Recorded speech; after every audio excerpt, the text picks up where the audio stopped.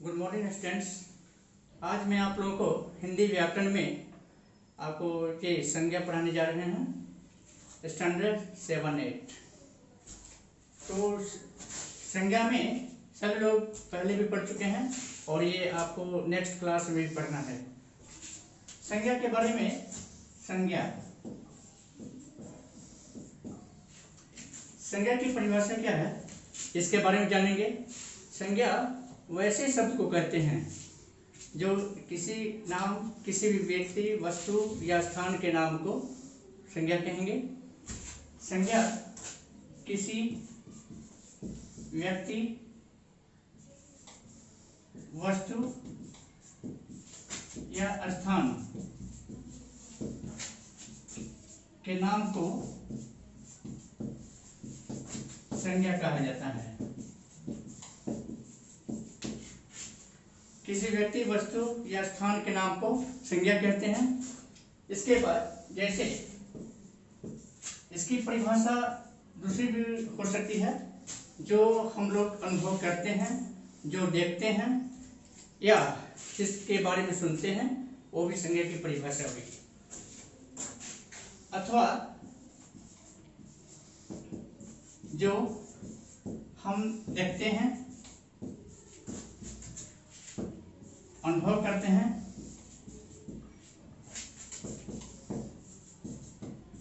या सुनते हैं, तब उसे संज्ञा कहा जाता है। जैसे मोहन, पटना, कलम आदि। इसमें किसी व्यक्ति, वस्तु या स्थान के नाम को संज्ञा कहते हैं या कहा जाता है। अथवा जो हम देखते हैं, अनुभव करते हैं या सुनते हैं, उसे संज्ञा कहा जाता है। जैसे मोहन, पटना, कलम आदि। तो संज्ञा के निम्न कई भेद हैं।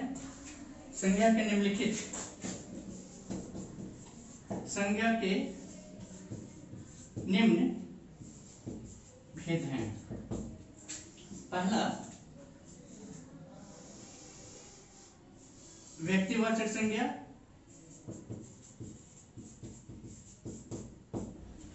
व्यक्तिवाचक संज्ञा, कुछ लोग ऐसा करते हैं कि व्यक्ति का नाम देते हैं। तो व्यक्तिवाचक संज्ञा में व्यक्ति का नाम नहीं होगा, माने इसमें सिर्फ व्यक्ति ही नहीं, माने किसी भी वस्तु या स्थान या वस्तु के नाम को हम लोग संज्ञा कहेंगे। इसमें लिखेंगे जब किसी खास या विशेष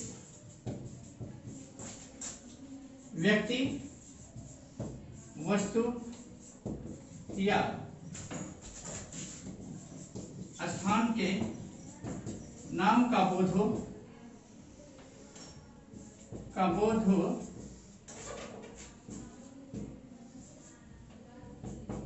तब उसे व्यक्तिवाचक संज्ञा कहा जाता है। जैसे इसमें किसी खास व्यक्ति, वस्तु, स्थान के नाम का बोध हो, उससे व्यक्तिवाचक संज्ञा कहते हैं। जैसे रमेश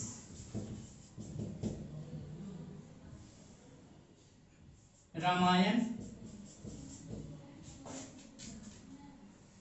दिल्ली आदि। इसमें रमेश, रामायण, दिल्ली, ये सभी रमेश किसी खास व्यक्ति का नाम है, रामायण कोई वस्तु का नाम है और इसे दिल्ली कोई किसी विशेष स्थान का नाम है। हम लोग ऐसा नहीं कि पटना को दिल्ली कहेंगे या दिल्ली को पटना, ये बात नहीं है। जो खास नाम है उसे ही हम लोग व्यक्तिवाचक संज्ञा कहते हैं। इसके बाद दूसरा है जातिवाचक संज्ञा।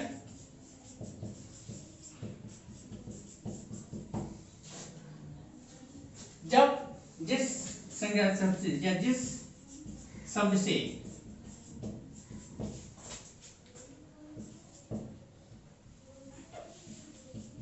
किसी वस्तु या प्राणियों की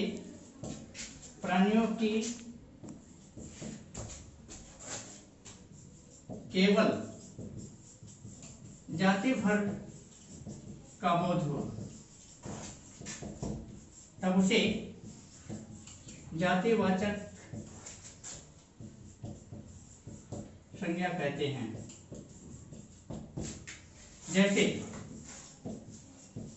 जैसे पहाड़, नदी, पेड़ आदि। जातिवाचक संज्ञा में जिस संज्ञा सबसे किसी वस्तु या प्राणियों की केवल जाति भर का बोध हो, उसे जातिवाचक संज्ञा कहते हैं। जातिवाचक संज्ञा में जैसे पहाड़, नदी, उसे हम लोग जातिवाचक संज्ञा के रूप में इसका हम लोग जानकारी लेंगे।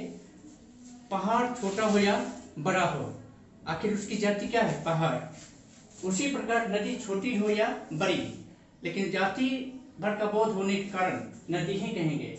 पेड़ छोटा हो या बड़ा, लेकिन जाति भर का होने के कारण, जाति होने के कारण उसे पेड़ ही कहेंगे। इस तरह से गाय छोटी हो या बड़ी, आखिर उसे गाय ही कहेंगे।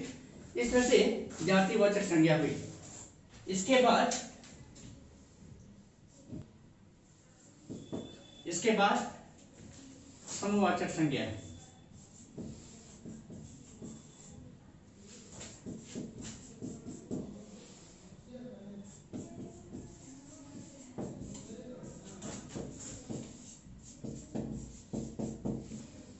इसमें आपको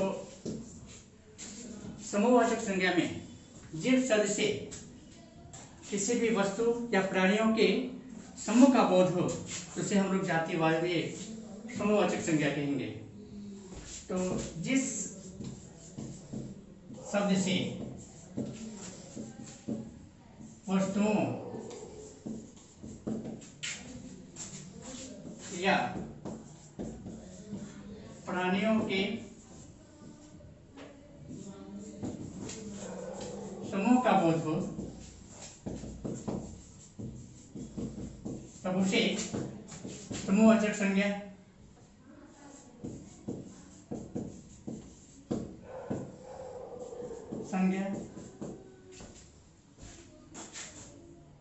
या समुदायवाचक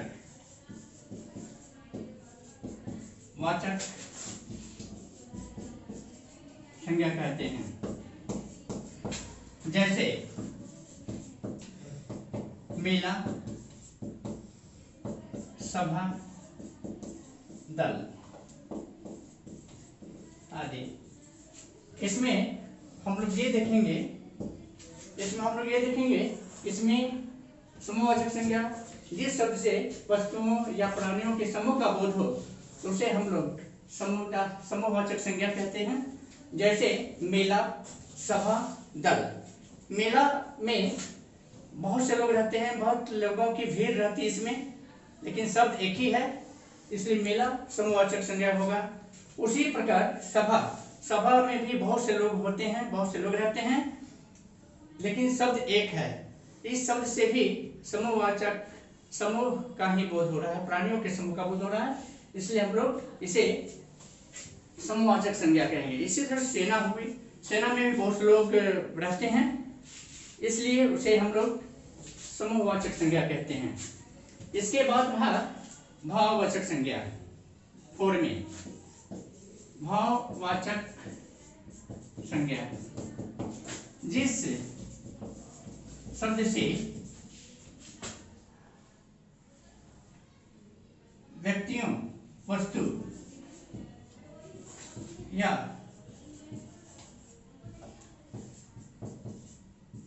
प्राणियों के गुण, दोष,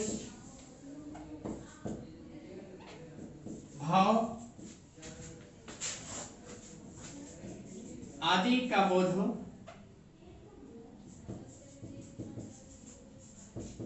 तब उसे भाववाचक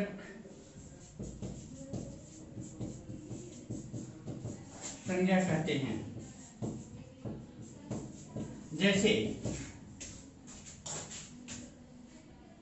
मनुष्य, मनुष्यता, मानवता, रामत्व, देवत्व आदि। इसी प्रकार मीठा से मिठास, ये जो मिठास शब्द है, मीठा से मिठास भाववाचक संज्ञा हुआ। उसी प्रकार मनुष्य से मनुष्यता, मानवता, रामत्व, देवत्व, ये सभी भाववाचक संज्ञा हैं। क्योंकि रामत्व से राम के गुणों का बोध हो रहा है। उसी प्रकार मीठा से मिठास, ये जो शब्द हैं ये भाववाचक संज्ञा हुए। अब इसके बाद में पांचवा में हम लोग देखें द्रववाचक संज्ञा।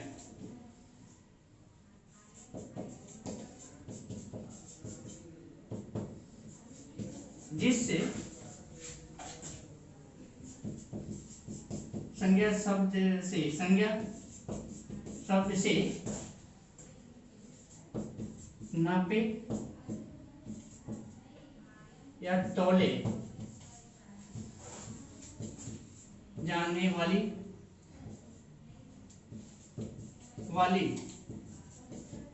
वस्तु का बोध हो,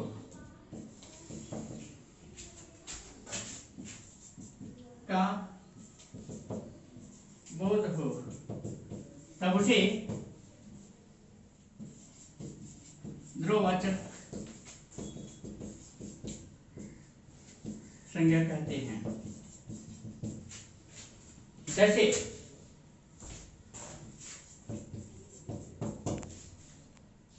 घी, लोहा, दाल आदि, सोना आदि। द्रववाचक संज्ञा उस शब्द को कहते हैं जिससे नापी या तौले जाने वाली वस्तुओं का बोध हो। जैसे तेल, घी, दाल, सोना, चांदी आदि, ये ऐसे शब्द हैं या ऐसी वस्तुएं हैं जिसको हम लोग नाप या तौल सकते हैं। इस तरह से ये द्रववाचक संज्ञा हुई। इस तरह से माने इसकी परिभाषा हुई। इसमें आप लोग हमेशा ध्यान देंगे, आपको नेक्स्ट क्लास में भी काम आएगा। और इसमें हम आप लोग को माने आप लोग को होमवर्क दे रहे हैं, संज्ञा किसे कहते हैं, इसके कितने भेद हैं, तो उदाहरण परिभाषा लिखें। इसमें 5-5 उदाहरण देंगे। ओके, तो आप लोग ध्यान देंगे।